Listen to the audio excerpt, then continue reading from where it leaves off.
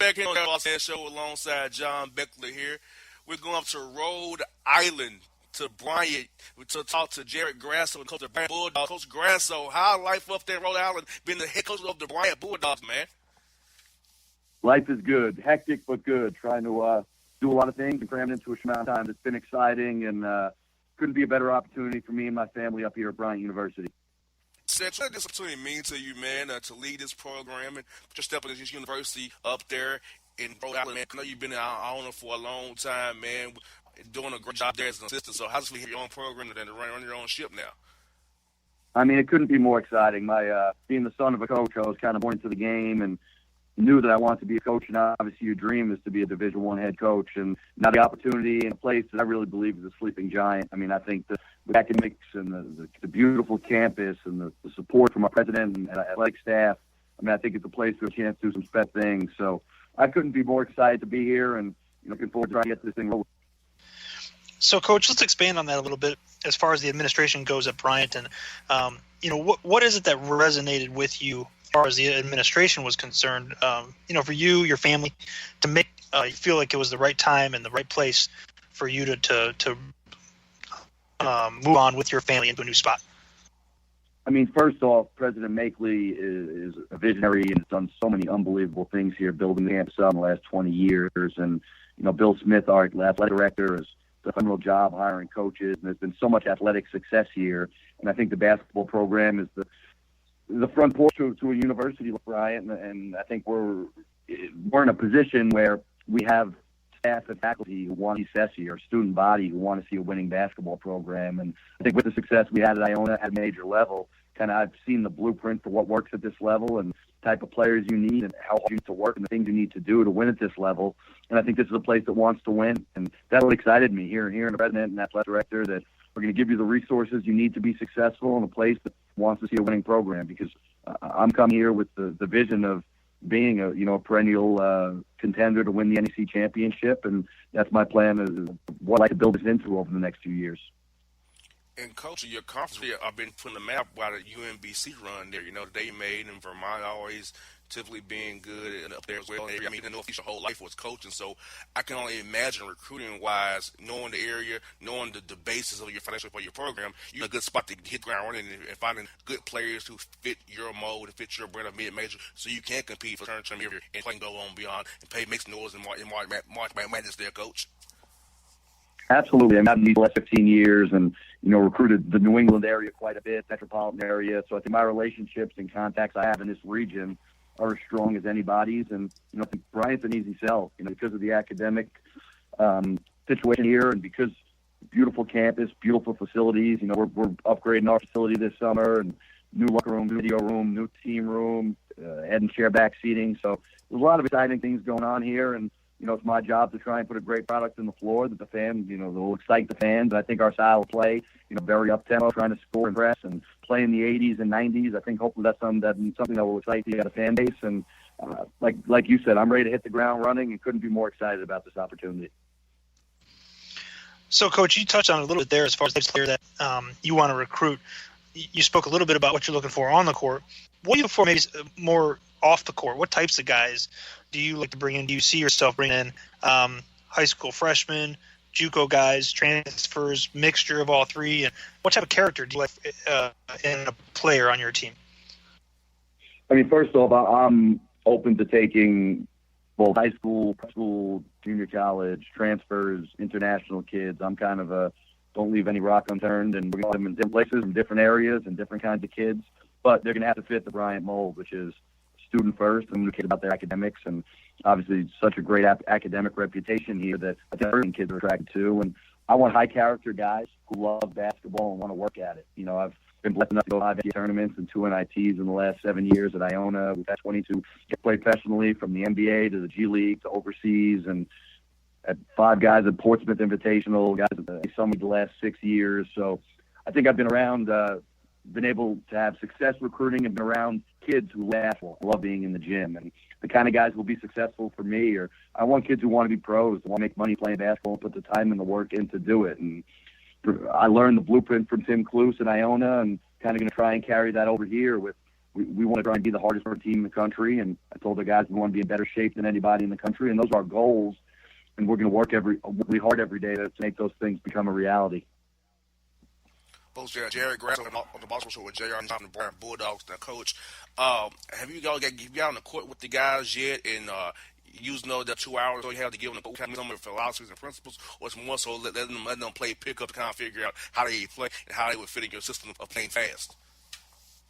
Yeah, I mean, I've been on the floor with them the last 2 weeks now, so we've had about 5 workouts, and I'm trying to feel these guys out, and I'm sure they're trying to feel me out a little bit, probably a little bit philosophically, the previous staff, and we play fast, so everything we do is in the full court. You need to be in a certain kind of condition to play that way. So, the real guys want to play fast, we want to run, but now our guys are starting to learn how hard it is to do that and how hard you need to work to do those things. And again, it's a little bit different. When you're going to press and play fast minutes, you got to be in the best shape of your lives. And I think after these a week and a half into workouts, guys are kind of learning what my standard is and the things that I'm looking for, and I'm learning about them and what they're all about. So it's kind of a period of getting to know each other. We have 10 returning guys who I didn't recruit, but I'm going to treat them like they're guys I recruited, and they're my guys now. And I owe it to them, give them everything I help them reach their goals. And in the meantime, trying to recruit and upgrade our talent level and do the things we can to make ourselves really good at the program.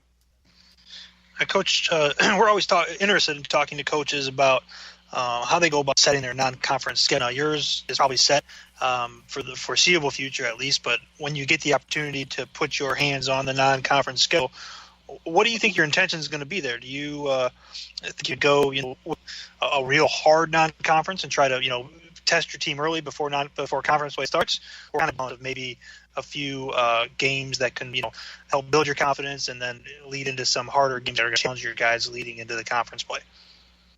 I think the combination of both, and we'll have some winnable home-and-home series in the region, and there's enough teams in the New England area and the metropolitan area that we can start in home-and-home series. And we also want to challenge ourselves and play some guarantee games. We're going to play some high-major games, give ourselves a barometer of where we're at. And listen, that's the reason you play college basketball, play some of those games and in great environments. And, I've been blessed enough to, at Iona, we beat Maryland by 26. We beat Wake Forest twice, one at Georgia. So I've been part of some great, higher level BCS type of upsets. I think it's something that'd be great for your program and team programs. So we're absolutely going to do those things. We'll also play some regional games and some regional series that we feel are games we have a chance to win. Now, Coach, who are some coaches and individuals who had great impact on your career professionally and personally here to help you get to the point you are today, man? First it would have to be my father. I was blessed to be, the son of a coach and grew up around the game. My dad coached high school, college, co-professionally, worked with Rick Pitino for a short while with the Knicks. So my dad was my mentor, my hero, and someone who I looked up to, who kind of led me into this profession. And then after playing in college, my college coach, Joe Dance, was a guy who actually played for him at Quinnipiac University. Then I went to work for him as an assistant coach. And funny enough, now the interim head coach at Fordham, I hired him as an assistant. So I've been around him in every facet of my life, played for him, worked for him, and then he worked for me. So he's the guy who was a great player, great coach, and someone I continue to lean on. And, those are two guys who have been with me. Obviously my dad was with me day one until he passed, and Coach DeSantis recruited me since my sophomore year of high school, and about that life last 20 years. So those are two guys I really lean on a lot and kind of have helped guide me throughout my playing career, through my coaching career, and now up until today, until I was able to land this opportunity. So one of the things JR and I like to get a handle on, because we talk to guys from all different sports backgrounds all over the country. So we like to dial in the food spots, right? So we use the coaches and the players from the country to give us an idea where the food spots are around the country. So since you've been there, have you found that spot? Have you found a hot spot where you like to hit it up for lunch or dinner maybe? Unfortunately, I've been working on much. The meals have been power bars and the vitamin waters and the food was in my desk. Right. That has been a lot of eating, unfortunately, with 20-hour days right now. So I'm a little behind on that. Next time we connect, I'm sure I'll have a few spots for you. I hadn't eaten very well last week. It's been a week of power bars. That's what all the new coaches say, right, JR? It is. All coaches say. Not enough time in the day, unfortunately, right now. Hey, when you try to get this program established, Coach, we understand. You got to eat what you can. Anything your best friend, convenience store, your best friend, Wendy's, fast food, everything. You're just your best friend right now. You don't got time to sit down and Ruth Chris Steak, get you a good steak and just enjoy yourself. Not yet. But that being said, when things slow down, Ruth Chris may be the first stop. I'll be at the Providence Ruth Chris very shortly. Yes, indeed. Eggs are great. I love me a good Ruth Chris steak. Love it. Amen to that. Hey, Coach Grasso, I tell you what, man. Let's talk to you, Jay. Good for the with you, Coach. Look forward to talking to you again down the road as you close the season. Go out and catch up with you again, Coach. See how things are going with you, man. And we got that. All right, folks, it's Jared Grasso on the Bossman Show.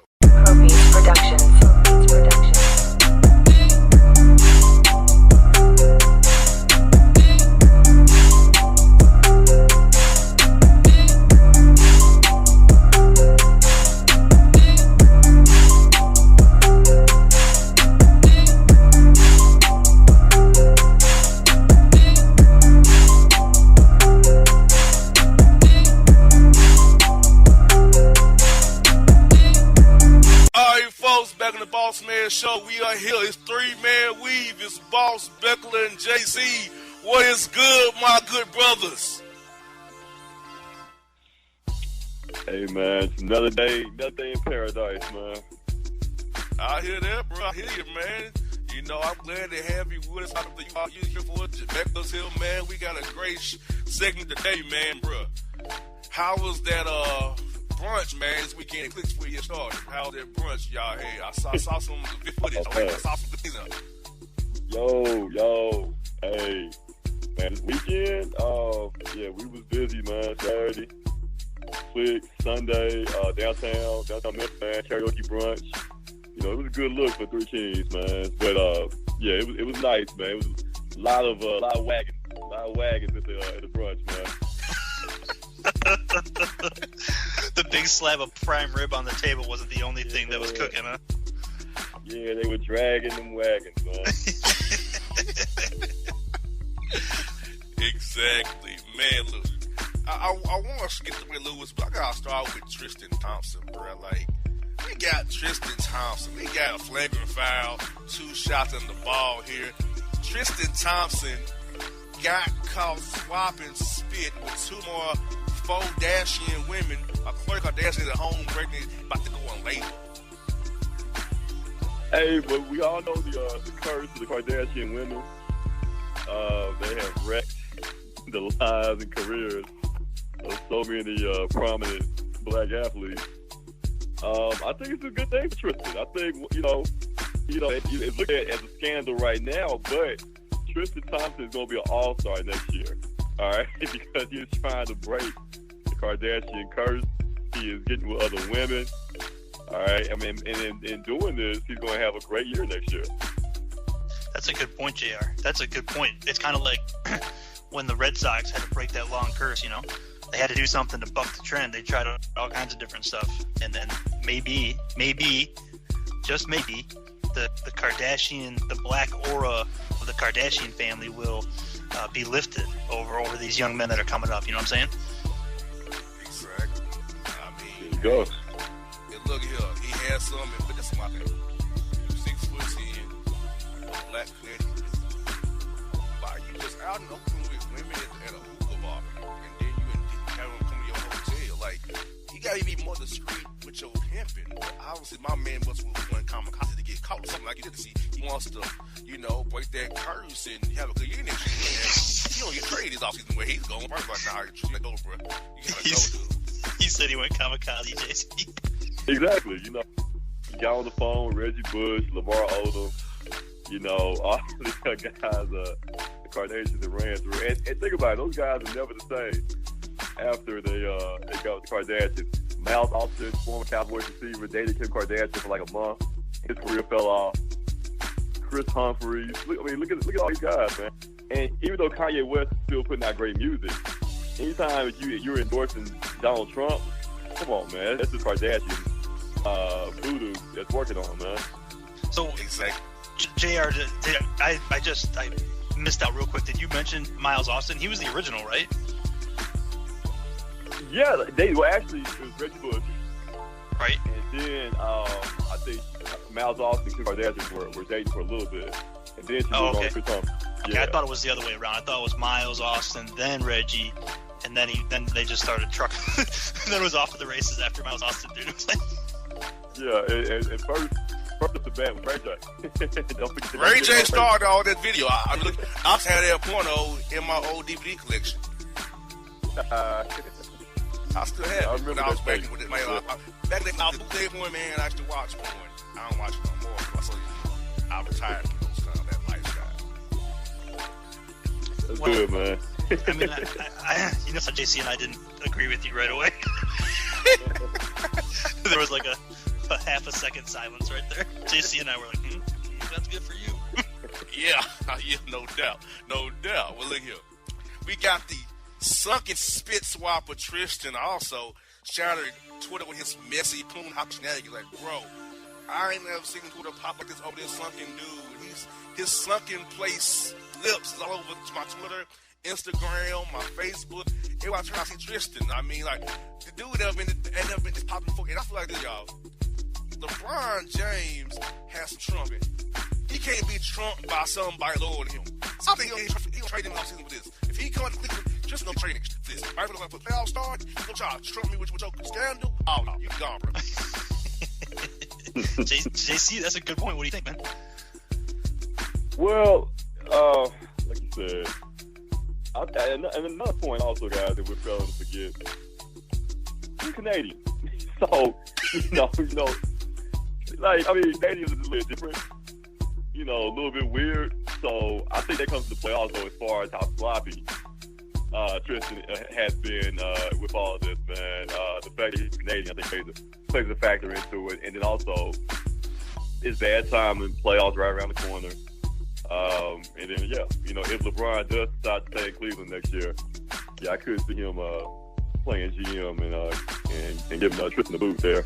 So quick aside, out of the three of us, I think LeBron's going to take off. What do you guys think?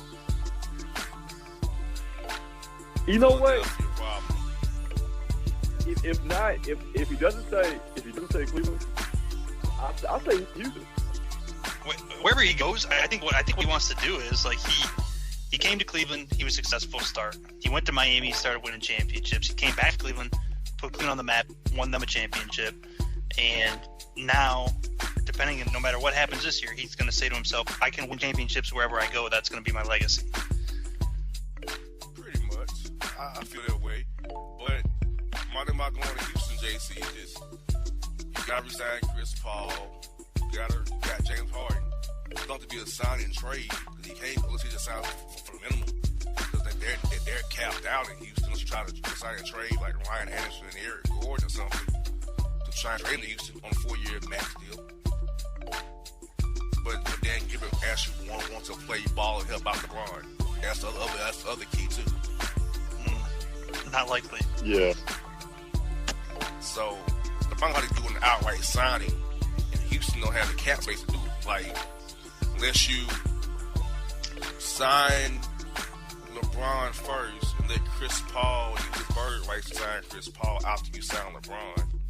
But I got to look into the cap stuff on it, but. That's what I think of right now. Now, JC, let me ask you this: like, he hasn't really played in a.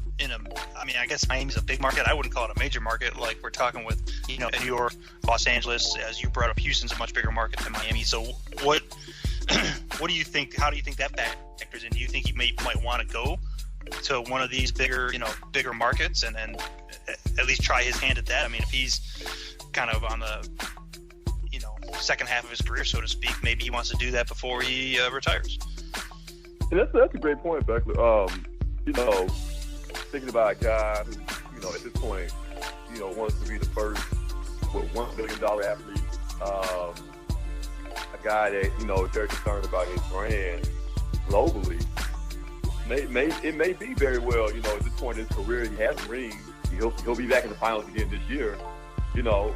Why not put yourself in a position in a bigger market, also with a team that can compete, for more championship rings in the future? So I think all that's gonna play a factor in his decision. But I'm just ready for another summer of LeBron. It's gonna be another interesting couple of months here, and all the praise or criticism that's gonna come his way for whichever franchise he chooses. I want to cover this. I got line here. Ray Lewis, a man who likes to use God as his little crush. He wants to attack people. He thought told God around, and then he tries to always cover his tracks. But as Willie D calls Ray Lewis, I think he's something that rounds with soon. I'm just being honest about it. That's what I think Ray Lewis is. But Ray Lewis says Odell Beckham has removed God from his life. That's why he's having so much trouble in today's life. How is this man who allegedly may have killed 2 people in trying to say someone has removed God from their lives, or allegedly hearing removed 2 people from their lives? I'm just saying. So, what are you all's take on Ray Lewis and how he likes to use God as this weapon against people he wants to, or uses to cover himself from criticism on other stuff? How he just uses God as his shield to get around, do dirt, or whatever he wants to do, but all under the roots of God. You want to go first on that, Beckler? Yeah, I mean, just real quick, I'll throw it to you, JC, after this. But I mean, whatever his motivations are, Ray Lewis, it's whomever you're talking about is best between them. If they're a religious person, then it's between them and how they, worship and how they hold their religion. If they're not a religious person, then they don't really have anything to say to the point that you're making. If they're not a religious person, they don't have a relationship with God, so it's a non-starter.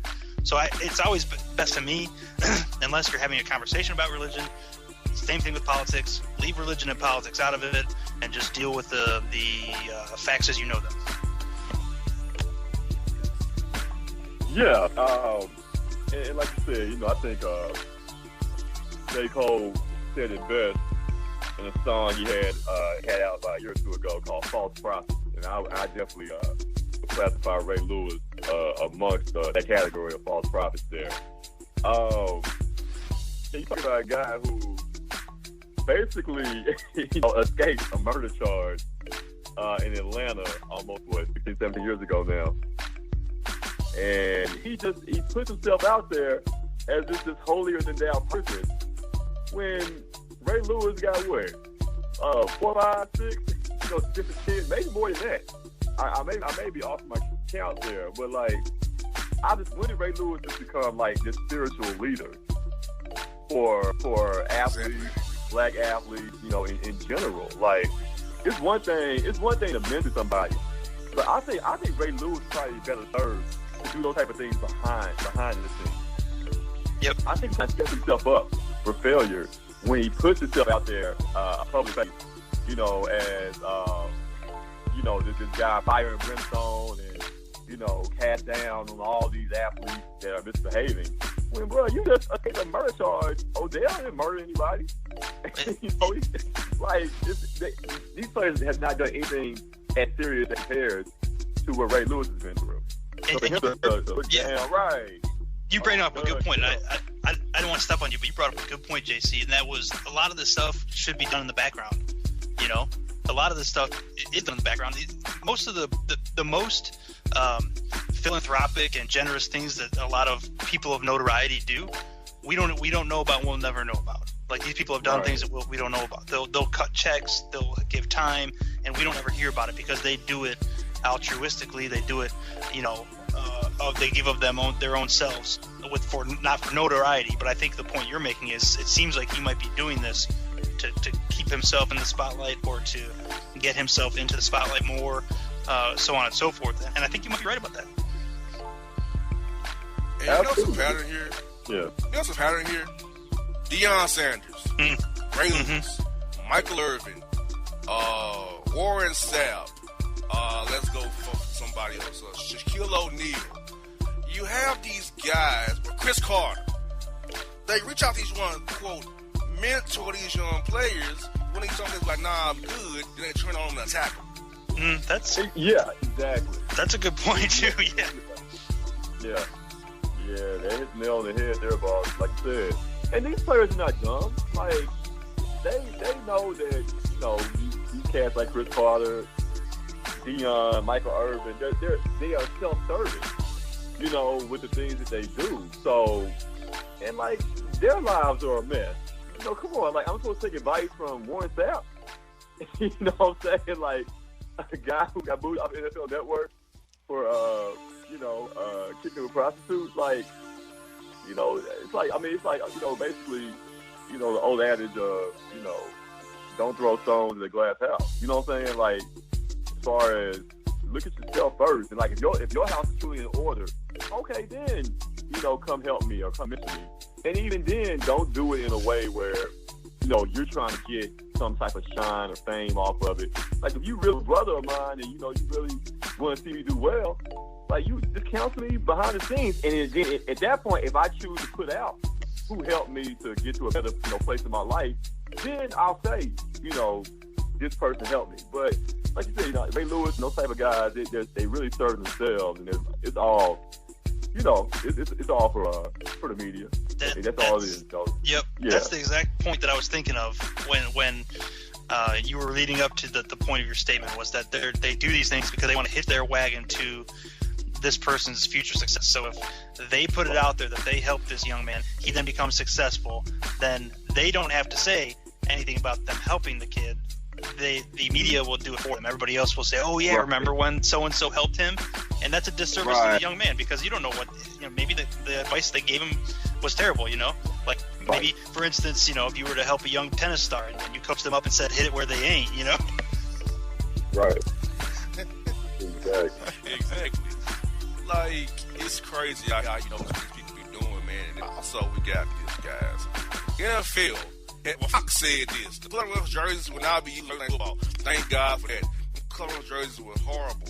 What I seen with Tennessee and Jacksonville, mustard, this is the sky blue Kool-Aid. Terrible.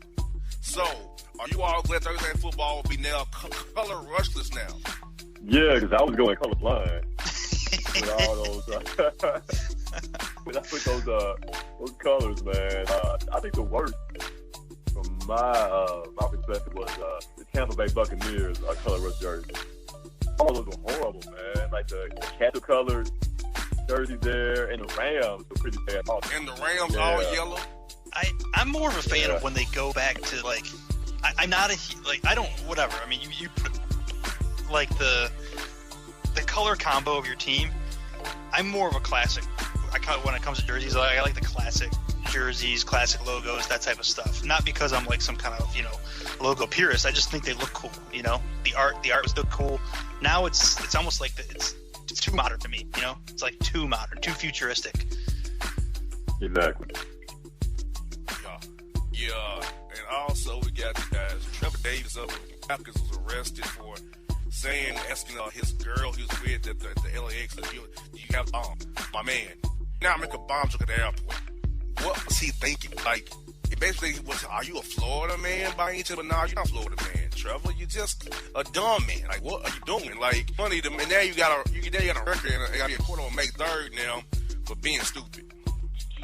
Yeah, you got to talk to us for being dumb, man. That's just something you don't do, especially in these days and times. That's something you don't even play with, man. Exactly. And then look at the guy. Who's the actor? The guy from TJ Miller. You guys know what I'm talking about? Okay. Yeah. The guy called in. He called it a bomb threat, but it wasn't on a plane. It was like on a train or something like that. But he got arrested when he got off his flight a couple of days ago. It's just something you don't play with, man. We got a couple Florida stories for you. Close the shop together, guys. Two Florida stories here for you. One's a Florida man. Trust in the police guys. A typical Florida man. In fact, he went and got him a 2-piece of Popeye spicy with some fries and some potatoes. It was jamming to Future and rammed the car to the police station for himself. Rammed through the police. It's gotta be spicy. I don't care what story we have. If it involves Popeyes, it is always the spicy. Nobody ever gets original from Popeye. Yeah, I always get it. I can't handle the spice. Oh man, come on, bro! You can't handle the spicy. Gotta go with the original. That's because gotta go mild. That's because you're spicy. You're spicy enough already, JC. There you go. Yeah. There you go, man. Yeah, man. I love chicken from Popeyes, though. But like, my man rammed the car to the police station. He injured 5 cops. Go right there to the Future. Go hard or go home, man. Go hard or go home. Wiggy. got that right. We got this. Florida woman is arrested after giving topless blowjob in Walmart parking lot. Random Walmart person, quote, she wanted to do her good deed for the day.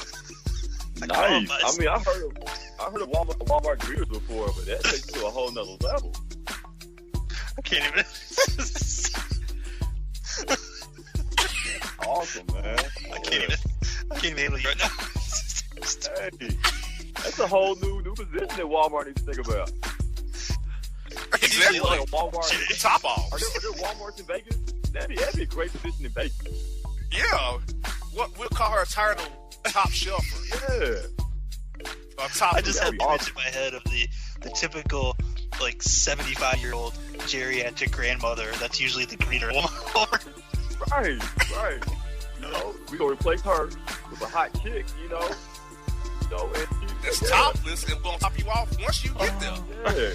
Dude, that parking lot would be full. Sales would boom. Surge. Yeah. Oh, jeez. And this Tampa, guys. Hey, listen, that ain't that far from you guys. You got to get down there quick. Jameis Winston. It's popcorn problem. Famous Jameis Winston. Oh, man.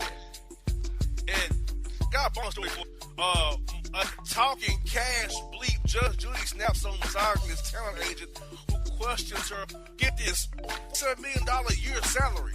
Judge Judy makes $1 million for her show? Dude, once that stuff goes into syndication, that's where all the money's at, bro. That's where all that... Any show that you've ever seen, like any sitcom, they make money while they're on the show, but when it goes to syndication and it gets played in reruns, that's where all that money comes from, bro. It's huge, huge money. Yeah. I heard about this story the other day in regards to actual details. And basically what was going on over the last few years, I guess with whatever the parent company is for the show, for the network, they were basically doctoring the book to make it look like the show was operating in the red. And basically what happened was they doctored the book and they were basically paying her more than what she should have actually been making at the time, just to make like show doing really well. And so when it came back time to negotiate, you know, and she was like, "Hey, there is no negotiation. You know, it's $47 million or nothing." You know, like she was going, quit. They weren't gonna give her that. So, I mean, but give it up to Judge Judy. You know, she worked the system, and you know, and then basically the judge said like nobody ever questioned a male or a man, you know, in that position about how much making. So, you know, more power to her, man. You know, she managed the system. You know, they were doing that to, you know, make it feel like the show was doing really well. And hey, when it came back time for them, I guess they didn't go take a pay cut. Judge Judy said, "No, sir, you give me my money." Judge Judy like James Bryant. Basically, the female James Bryant. I don't care about all that other stuff. Yeah, just give me my money. That's it. Can you imagine she started throwing up the X on the bench? That'd be awesome. Get out of my courtroom! X! Go now, bailiff! Judge and execution. That'd be awesome. No, I got one more thing for y'all. What's your favorite Judge show?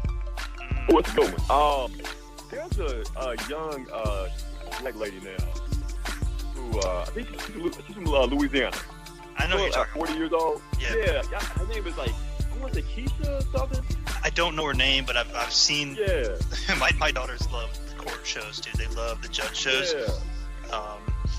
Somebody made a Judge Mathis joke the other day. He's not bad, but he's kind of stiff. It's kind of stiff for me, you know. Sir, are you high, sir? Are you high? Yeah, man.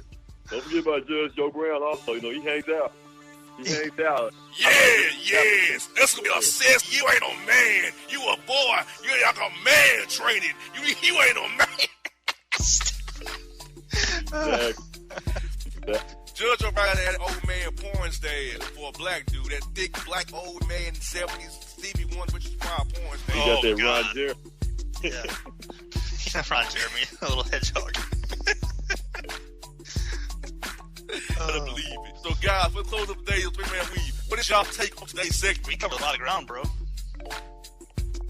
Absolutely, man. And that judge, by the way, her name was Faith. last name. The young black. You know what I'm talking about, Beckler? I know visually. I know you're talking about. I just can't put a name to the face right now. Yeah, it's Faith something, man. But she was gorgeous. I'll send you guys a picture over here. No doubt. No doubt. But, bruh, before we close up, what you got going quick this weekend, bruh? What you got going over there? Oh, it's going down once again. You know, the livest karaoke experience in the city, right here in Memphis, 640 Bar and Billiard. If you're in the city, you're hanging out, you know, this weekend, man, come out, let's have some fun in the city. Free before 10, $5 after 10. It's going down. It's a good time. No doubt, folks. 3-Man Weave, Bossman, Beckler, JC. We out.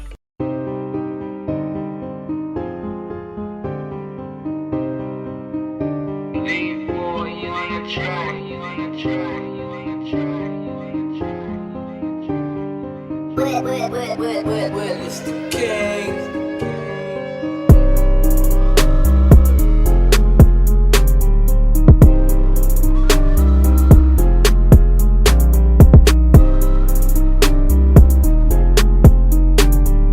Alright, folks, back on the Bossman Show. Just had 3-Man Weave. Now it's time for the Boss Report with my man, John Beckler. John, it's time for another Boss Report, brother. Talk to JC, talk to Jared Grasso. Man, good show so far. What you got? Are you ready for this report today, man? Yeah, man, I'm ready for it. You know, it's spring, dude. I don't know if spring has sprung down there for you yet, but, man, I tell you what. It's still a little bit chilly up in my neck of the woods, brother. No, spring has not sprung. The heat's still been run, 36 degrees and stuff, and cold and windy. It'll be 80 degrees on the weekend, which is recipe for disaster, pneumonia weather. So, all right, and you know everybody gets crazy that first warm weekend. Everybody is out of their minds, dude. You got that right. So I'll be staying away from people. I don't want to catch the pneumonia for people who went down from wearing a hoodie to wearing shorts and no shirt for one day. Maybe that's another reason why Florida man's always naked. He doesn't have to worry about that weather change. His body's always acclimated. You got that right. You got that right. Well, folks, you've been waiting on it. It's time for it. It's here. It's the Boss Report. All right, John, first story is this. We got a Florida crazy, hot-headed heifer douses boyfriend with gas, sets him on fire with a blowtorch, saying, quote, "You're going to pay," after he wouldn't go down on her. Dude, that seems like punishment does not fit the crime. Okay, that's what I'm going to say. Punishment does not fit the crime. First of all, my man had to be incapacitated somehow because she had to go fetch a gas can and a blowtorch, come back to wherever they were at, douse him, then light him up, right? Yes. Ring him up, lit him up. Right. So what was he doing? Was he taking a nap or something? He was on the hammock listening to Judge Mathis. I love the specificity. It wasn't listening to the radio or watching a video. It wasn't listening to Judge Mathis. Judge Mathis, yes. Dude, that's rough though, man. I mean, you light somebody up on fire. I mean, it's one thing to, clock him upside the head or something, I guess. But, man, you fire somebody up like that. I mean, I'm assuming she went after his junk, right? Of course she did. Yeah, of course she did, exactly. He's got to go through therapy to get his junk back in order. Yeah, two kinds of therapy, man. Physical and mental. I mean, come on. Every time listen, if somebody burned your junk, dude, every time you saw, either gas or an open flame, you would, run the other way. Exactly. Man, oh, man. So messed up. So freaking messed up.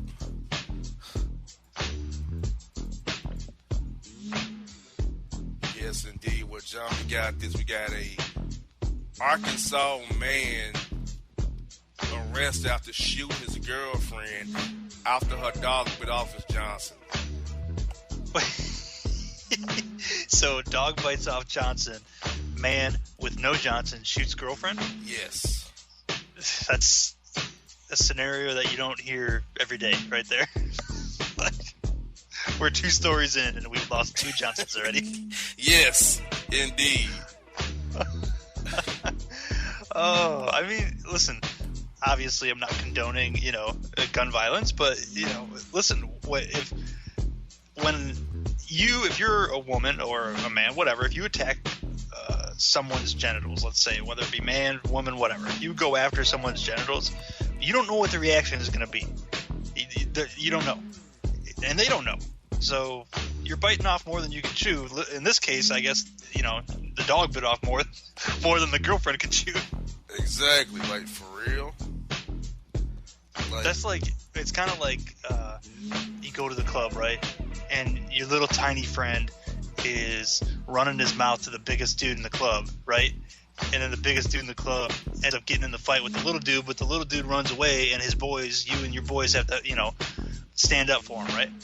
You got that right. So yeah, man, it's definitely crazy.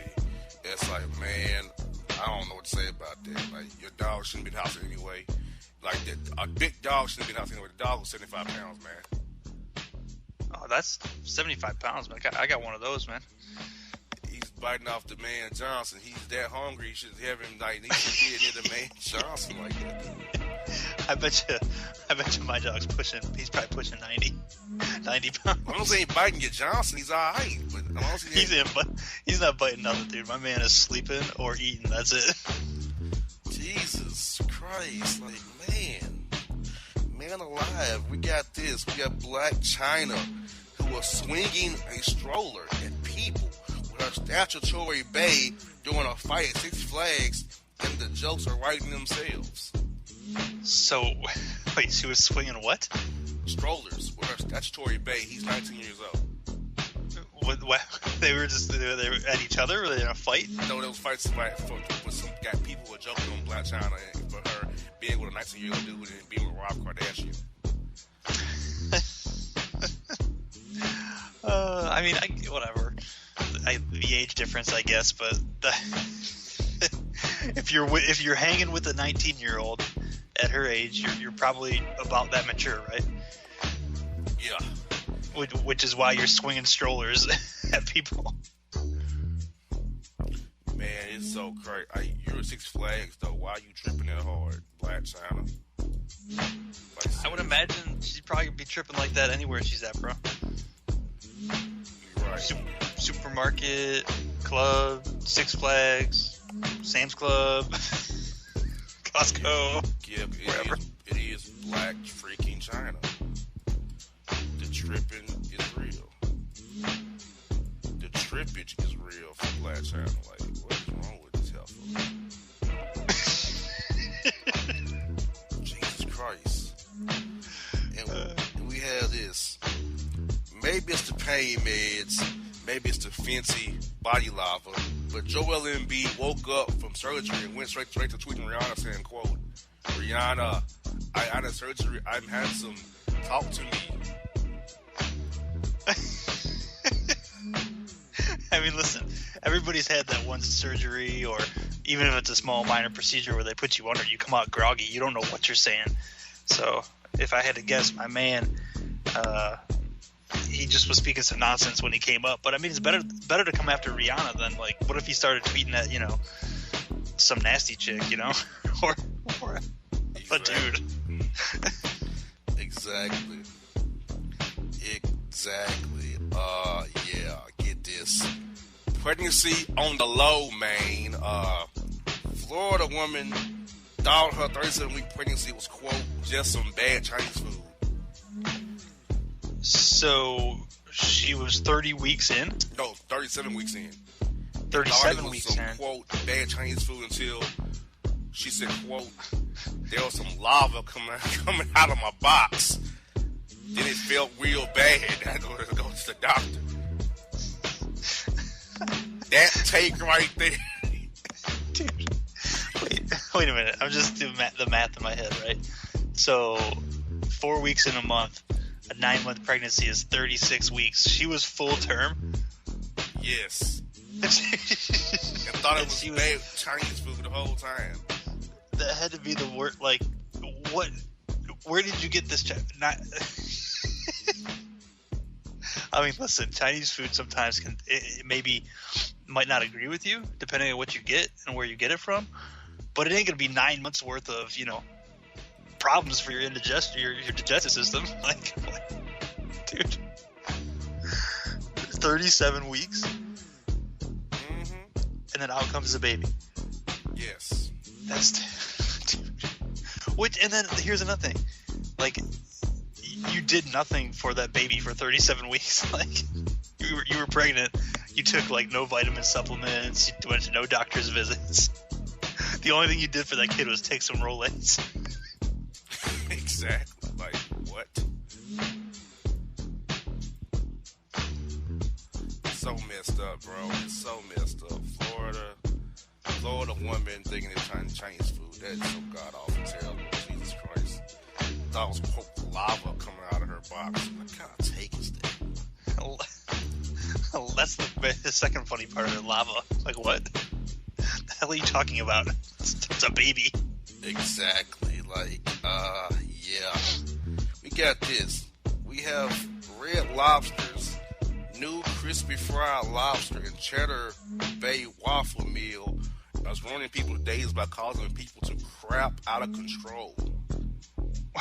Wait, you run that one back to me? Yes, Red Lobster's new crispy fried lobster and cheddar bay waffle meal might ruin your day because it's right now it's causing people to crap their pants and crap out of control right now.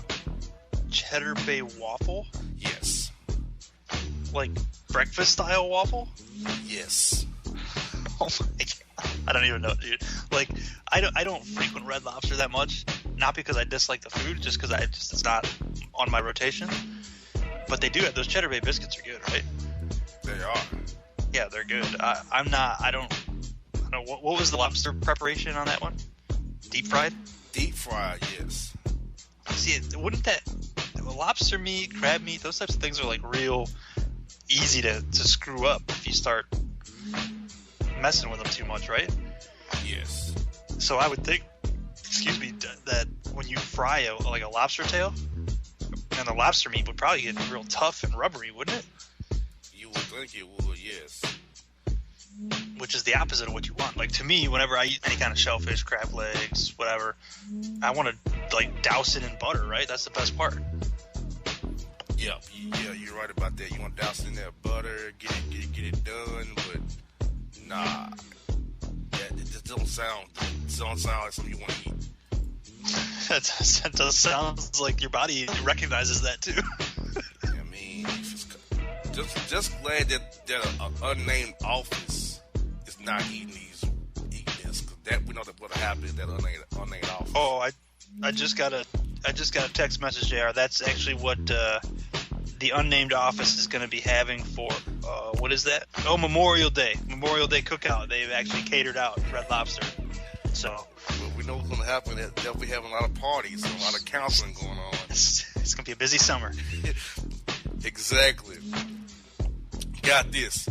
Florida woman is arrested after being found giving birth to her brother's baby to spite his wife. So, was this like unbeknownst to the brother? The brother said that he didn't realize that he popped the sister and not his wife that night. That's the biggest line of BS ever, dude. You knew exactly what you were doing. Ain't nobody buying that, brother. You didn't know you popped your sister that night? I mean, come on, bro. Like, that's gotta be the worst take we've ever had. I didn't know it was my sister. Oh boy. No, I didn't know I popped my sister. I thought it was my wife. Like, what he was trying to go for was, like, if his wife had a twin sister, like, I didn't know it was her sister, you know? Like, he got confused because they're twins. But, which may be legitimate if you're, like, you know, really drunk or something, but it's your sister, bro. You know. You know what you did. And now we all know. The world knows who you are. Exactly, like, dude, for real. Oh, God. It's just embarrassing. This take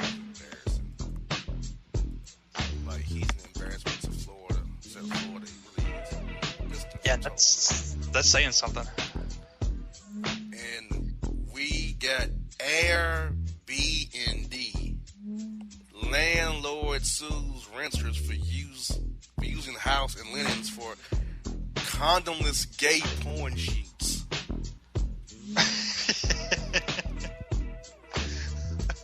I mean, not that it matters, but I hope it wasn't white linen.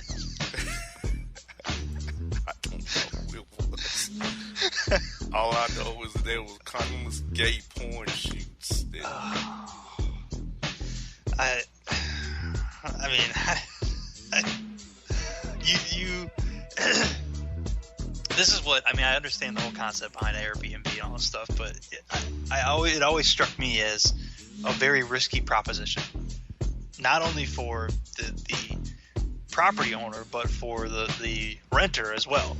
You know, because like at a hotel, they have to operate under like state guidelines, right? So the cleanliness has to be checked. You know, they have health inspectors come in, so on and so forth, right?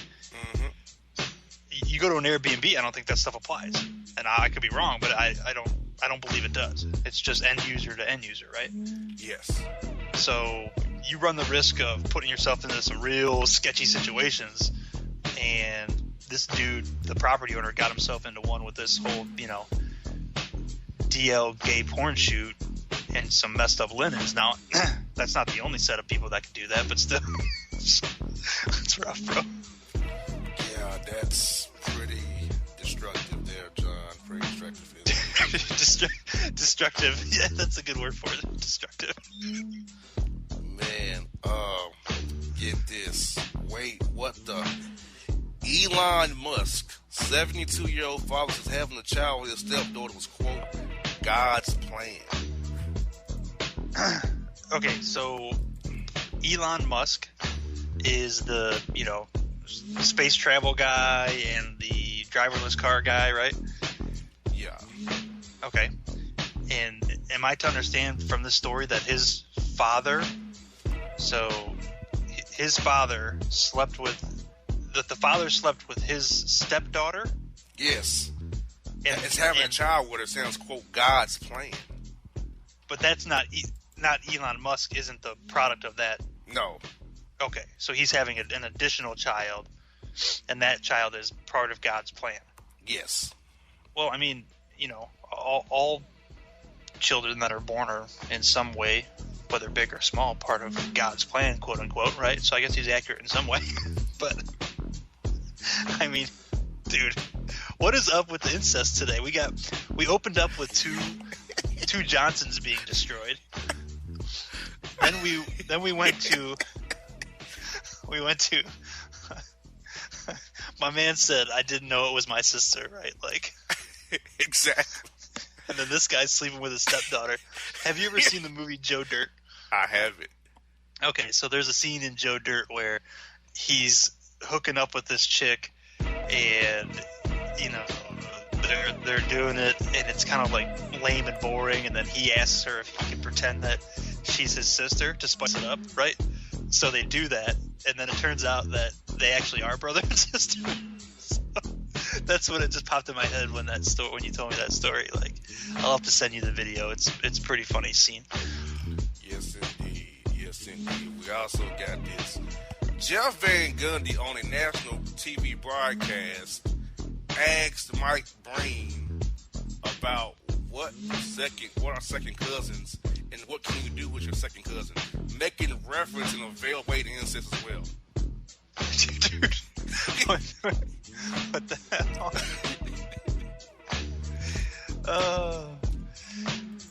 I don't know, man. JVG, I always thought he was kind of like a normal dude, you know? Apparently not. Apparently not so normal.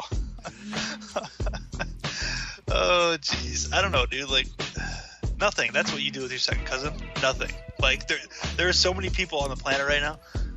You have a pretty good chance of finding somebody outside your own gene pool. Like, go forth and prosper. Like, head out of your county, you know? Exactly. Like, dude, really? Boy. My man losing his mind. We got this. Final story.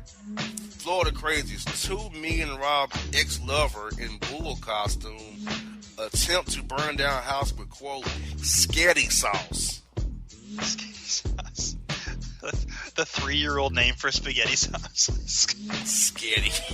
So wait a minute, did you say 2 men? Yes. And they were both the ex-lover? Yes, dressed up like bulls. So they teamed up on this chick? Yes. It's terrible, dude. Oh, jeez. I don't know, man. I don't know. I'm still trying to get over the incestuous junk destruction that we had going on today's report. Like, what? Well, you were leading into it. So, yes, Gus, go on. What is your take on this week's report, man? I should have known when it started off with two junk destruction stories that it was going to go off the rails. So I didn't see the incest angle coming, though. I thought that was a one and done. I know, I thought that was a one and done, but it turned out to be the overarching theme of the report today.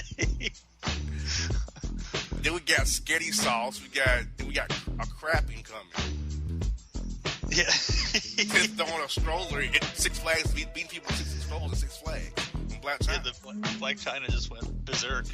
But Six Flags, like, I don't know, man. I still feel bad for the dude that got set on fire. His junk got set on fire, and then the other dude had his kibbles and bits bitten off. That was rough. So, by a dog. I don't know. Let's put a moratorium on the incest stories for, I don't know, maybe forever. I hope I never have 3 other we can give. Listen, you gotta go with what comes your way, man. If that's if that's what's out there, you gotta report the news, man. Yeah, we don't make it. We just report it. I hate to rag on you, but I can only imagine how a certain unnamed individual will handle these stories back in the day. How it was responded to, so just like what? Oh, there would have been some exploding head. He actually might have hung up the phone on you. Man, you're right. I can't do this. This is terrible. Dial tone. Boo. Yeah, we lost our guest today due to what? He can't handle the stories. Anti-incest. He's anti-incest, which I can blame him for. Exactly.